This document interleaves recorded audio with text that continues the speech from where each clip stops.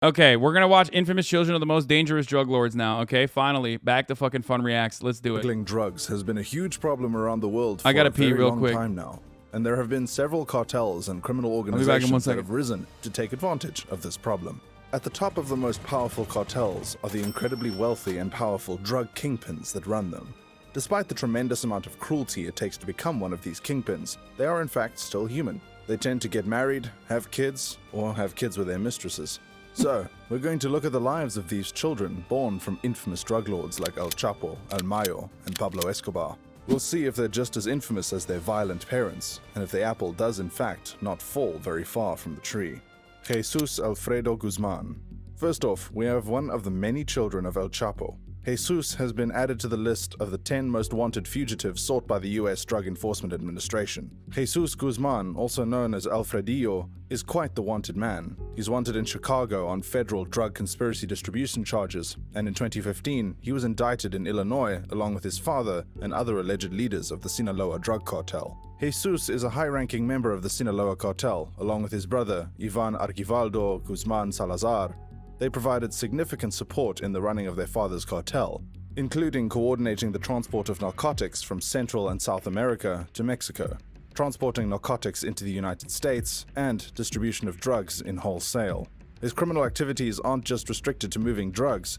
In order to protect their business, they've had to obtain guns and other weapons, bribe corrupt public officials, and engage in violent acts like kidnapping. I wonder where the guns are coming from in countries like that where they don't have manufacturing or even gun stores and mostly just have like really, really crazy gun laws, as a matter of fact. You know, that's always another funny fucking... It's America. The answer is America. But that's always a funny fucking take. They do the Chicago take, but for Mexico all the time. They do the Chicago take, but for Mexico, they're like, oh, Mexico's got hella gun violence, dude, but their fucking gun laws are super strict. It's like, yeah, bitch, they're under America. Like, what the fuck do you mean? Wait, of course. That's what happens. America is such a fucking dangerous cancer to the planet that, like, you know, pretty fucking hard to have any respectable law that you can fucking advocate for and regulate when you're right there. And intimidation. After the arrest and subsequent extradition of his father, Jesus would go on to increase his power in the Sinaloa cartel, expanding their enterprise with sophisticated laboratories and bigger transportation operations. The United States Department of State is offering a reward of up to $5 million for information leading to the arrest of Jesus Alfredo Guzman Salazar. Needless to say, he's as infamous as they come. Seraphin Zambada. Seraphin Zambada is one of the sons of Ishmael El Mayo Zambada, the current leader of the Sinaloa cartel, the man who took control of the cartel after the arrest and extradition of El Chapo. El Mayo is himself quite the dangerous and notorious man, having been featured on America's Most Wanted with a $5 million bounty on his head for his capture, and his son, Seraphin, didn't stray very far from his father's path, participating in the vicious lifestyle of running a cartel. Naturally, being the son of the current leader of the Sinaloa cartel, Seraphin has a lot of power and wealth, both of which he's accumulated through his fair share of criminal acts. Unfortunately for him, his power and money wasn't enough to prevent his capture and extradition to the United States. His arrest came in November 2013 when he was picked up on a warrant as he crossed the border into Arizona. He pleaded guilty to conspiracy to import more than 100 kilograms of cocaine and more than 1,000 kilograms of marijuana to the United States, and agreed to forfeit $250,000 in drug profits. In letters to the court, Seraphin expressed remorse. He had this to say: "In this drug business, one hurts a lot of people, and I, Your Honor, regret having been the cause of causing so much damage to many people with the drug business. I have learned here in this place that drugs destroy many lives." He was sentenced to 5.5 years in prison. Ivan Arquivaldo Guzman. Next, we have another of El Chapo's many children, because unfortunately, the apple didn't fall very far from the tree this time. Ivan Guzman Salazar is also a high-ranking member of the Sinaloa cartel, along with his brother Jesus. They've been instrumental in running the cartel since the arrest and extradition of their father. Together, they've successfully been transporting narcotics through Central and South America to the United States, collecting the proceeds from customers in the US to be transferred back to Mexico for the benefit of the Sinaloa cartel. Their violent trade in narcotics has seen the use of some deadly means and some deadlier weapons. none are safe from the violence of the Sinaloa cartel, be it rival drug traffickers, members of their own organization, or law enforcement. In 2019, Ivan would lead a dramatic rescue of one of his brothers from security forces. His younger brother, This was fucking insane. Do you guys remember watching this? This shit was wild, bro. Guzman, was briefly captured by Mexican security forces in an upscale neighborhood of Culiacan. That is, until hundreds of heavily armed Sinaloa cartel gunmen descended on them, forcing his release. It's no doubt that Ivan, like his many siblings, is incredibly dangerous, prompting the United States Department of State to offer a $5 million reward for information leading to his capture, much like his brother Jesus. Vicente Zambada Niebla. Next, we have the eldest son of Ishmael Almayo Zambada. Once considered Almayo's heir apparent, Vicente was groomed into his father's drug empire from an early age. He spent many years acting on his father's behalf, coordinating drug shipments. Vicente had a very different childhood from his father growing up, never experiencing the depth of poverty Almayo had faced in his youth, living a life more akin to a high society playboy than a cartel boss. By the early 2000s, he had become a top leader in the cartel, coordinating drug shipments from South America to North America. However, his growing career as a narco prince— That was a DA-led operation without AMLO's approval as confirmed by Bill Barr? Wait, really? came to a screeching halt when Mexican police arrested him in 2009. Vicente Zambada would eventually plead guilty to a whole slew of drug— Wait, did you say why do our special forces and military don't back up the clearly struggling Mexican military instead of blowing shit up in the Middle East?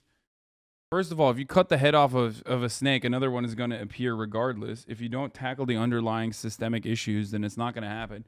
If America truly wanted to eviscerate the black market of drugs and the incredible amount of power that these cartels hold in this narco state of Mexico, they would legalize drugs or at least decriminalize drugs. That's one.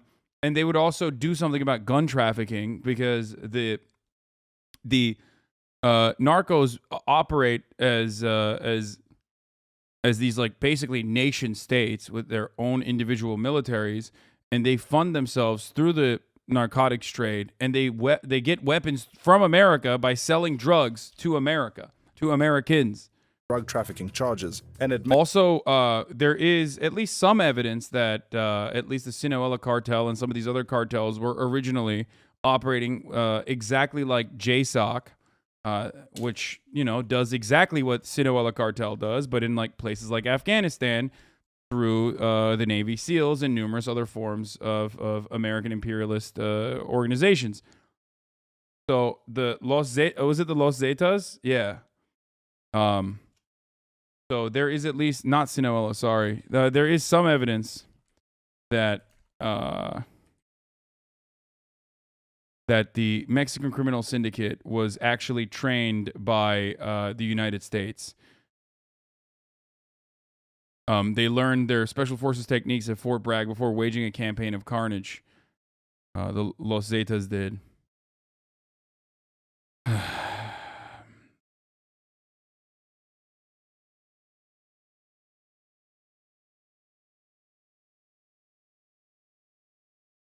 Here it is. Judge grants Barr's request to drop case against ex-Mexican official accused of cartel crimes.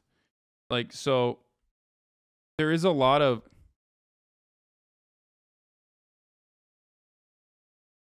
Yeah, they were a special police force in the 90s. They got training from America's special forces.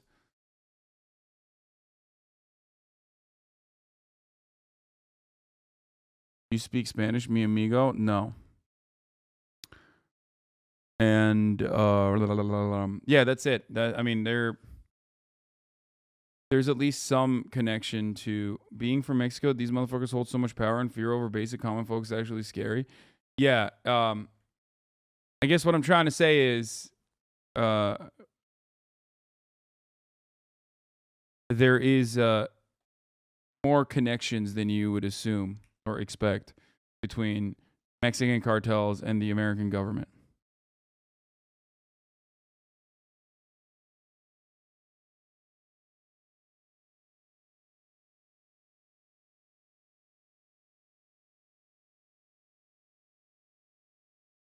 But yeah, probably more than 500 GAFE personnel received Special Forces training. The Zetas came to the attention of the Mexico Attorney General's office in 1999. After U.S. training, GAFE operatives defected from the Mexican military to become hired guns, providing security to the Gulf Cartel, a well-established trafficking organization, according to Laura Carlson, director of the Americas program of the International Relations Center. And they formed their own cartel. The Zetas' alleged current leaders, Heriberto Lascano, known as Z3, and Miguel Trevino, known as Z40, were first recruited by Osiel Cardenas, the now jailed leader of the Gulf Cartel. The name Zetas originates from the radio code Z used by top military commanders in Mexico. So,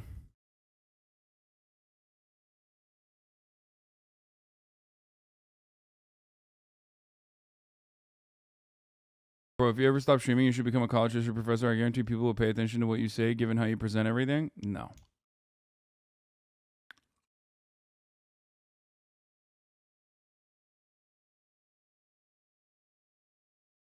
Remember when cartels were handing out care packages to people during peak COVID? Yeah, I mean, they are the governments of you know, the little areas that they control. To having ordered the murders and kidnappings of people that had wronged his father or his allies. He would beg for forgiveness in a Chicago federal court for the harm he had caused during his years as a high-ranking drug trafficker, pledging to lead a moral life upon his release. Vicente would cooperate extensively with prosecutors, providing information about dozens of top drug traffickers, including testifying against El Chapo. In the end, Vicente would... Dude, I don't care that Bernie is streaming on Twitch, man. I don't care. I don't know why. Like, he does it all the time. Every time Bernie Sanders goes live on Twitch, this community fucking freaks out. Do you want me to stop in the middle of a fucking Sunday to go watch Bernie Sanders? What the fuck, bro? It is literally not even an OG broadcast. It's probably a rebroadcast of the earlier fucking stream that he did. Like, why? Why do you always do this? Why do you always do this every fucking time, dude? Kinda, yeah? Okay, well then fuck off and go watch it yourself. It's so weird. Like, I don't understand. I don't understand why you're like this. Would be sentenced to 15 years in prison for his crimes. And as part of the plea agreement, he would agree to forfeit more than $1 billion to make restitution for his nearly 2 decades in the highly destructive Even if drug it wasn't a rebroadcast, like, I don't know why you want me to go and watch Bernie Sanders in the middle of my fucking stream. Sebastián Marroquín, born Juan Pablo Escobar. Sebastián is the son of the infamous drug lord Pablo Escobar, the narco-terrorist once ranked as the 7th richest person in the world. Sebastián, his mother, and his sister would all change their names and move to Argentina after Pablo Escobar's death. After going from a life of extreme wealth to barely being middle class, Sebastián and his family had to endure quite a few setbacks. He had to face being arrested for money laundering, blackmailing, and more than 9 kidnapping attempts, all for being the child of Pablo Escobar. Sebastián was once much more infamous than he is today, thanks to his close proximity to the Medellin cartel, and being the son of such a powerful and dangerous man. It certainly didn't help his reputation that after his father's death, he would swear to avenge him. Things have changed quite a lot since then. Sebastián is currently an architect, designer, lecturer, and author. He spends his time speaking out about his father's legacy in a very neutral manner, informing the public that despite the money, power, and charity, his father was quite an awful man, responsible for the death and devastation of thousands. He helped create a documentary called The Sins of My Father to really drive home the point that Pablo Escobar was not a man to be looked up to, and that he will not perpetuate the cycle of violence by avenging his father. Ovidio Guzman. Yet another of El Chapo's kids to make the list. Much like the rest of his brothers, Ovidio has himself quite the criminal streak. Ovidio is also a high-ranking member of the Sinaloa cartel, along with his brother Joaquin Guzman Lopez. They function in high-level command and control roles of their own drug trafficking organization, the Guzman Lopez Transnational Criminal Organization, all under the umbrella of the... When you guys wanted me to watch this, I really thought that this was going to be like kind of showcasing their crazy lifestyles or some shit. You know what I mean? I'm a little disappointed that, like, I thought this was going to be like a Uday and Kusei style look into the wild lifestyles of the fucking children of cartel drug lords. Sinaloa cartel. The brothers began their narcotic trafficking careers after the death of their brother, Edgar Guzman Lopez. Ovidio and Joaquin inherited a great deal of narcotics proceeds from him, after which they grew their illicit business into a proper transnational drug trade. Through the purchasing of marijuana in Mexico, cocaine in Colombia, and ephedrine from Argentina, the Apart from moving large amounts of narcotics through multiple countries and continents, Ovidio commits several other crimes as well, like money laundering, murdering people, like informants, drug traffickers, and a popular Mexican singer who had refused to sing at his wedding, making him one of the most wanted men in Mexico. Yet despite that, he's managed to evade capture for quite some time now. He likes to keep a low profile to avoid being captured, and so far, it's kept him out of prison. Although, he did almost get captured in 2019 until his brother Ivan swooped in to save his neck. Much like his brothers, Ovidio also has a bounty from the US Department of State, offering $5 million for information leading to his capture. $5 million? Guzman Jr. Named after his father, Joaquin El Chapo Guzman Loera Jr. is quite a lot like his father, choosing to live a life on the other side of the law, becoming a high-ranking member of the Sinaloa cartel. Joaquin and his brother Ovidio have been running their own drug trafficking organization under the umbrella of the Sinaloa cartel, and they've been running it rather successfully. They aren't just smuggling large quantities of marijuana, cocaine, and ephedrine throughout South and Central America. They've diversified and now move large quantities of methamphetamine products as well. The Guzman Lopez brothers are currently overseeing approximately 11 methamphetamine labs in the state of Sinaloa in Mexico, producing an estimated 3,000 to 5,000 pounds of methamphetamine every month, which is then sold wholesale to other members of the cartel or to US and Canadian-based distributors. Pretty much all of El Chapo's sons are either under indictment or under investigation by federal agents, and Joaquin is no exception. He was indicted along with his brother Ovidio on April 2, 2018, and each charged with conspiring to distribute more than 5 kilograms of cocaine, 500 grams of methamphetamine, and 1,000 kilograms of marijuana. Being the incredibly wanted man that he is, Joaquin also joins his brother on the list of people wanted by the United States government, with a reward of up to $5 million on offer for information leading to his arrest. Alejandrina Giselle Guzman.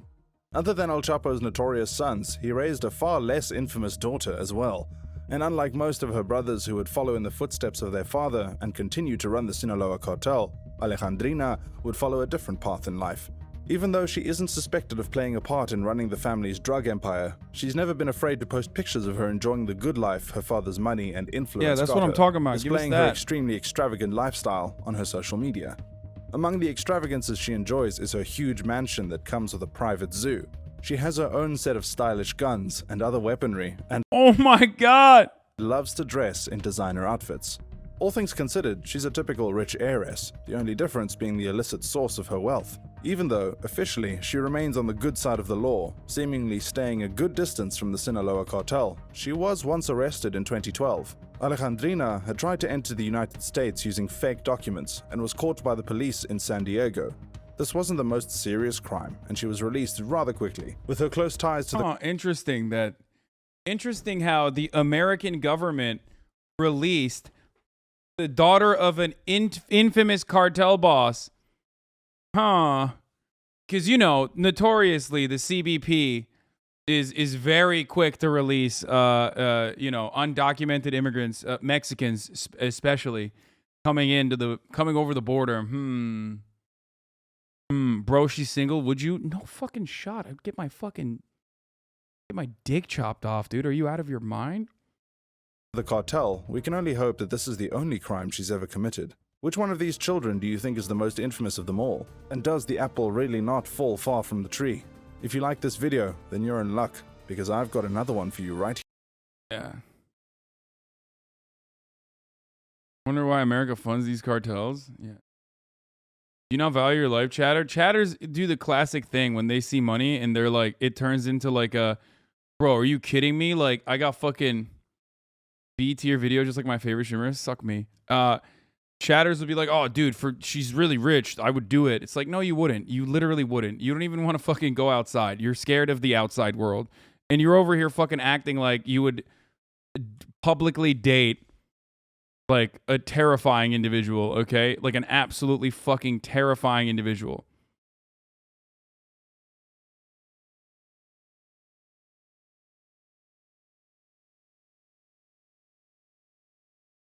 You know? Anyway. Welcome to the Cartel Band TikTok.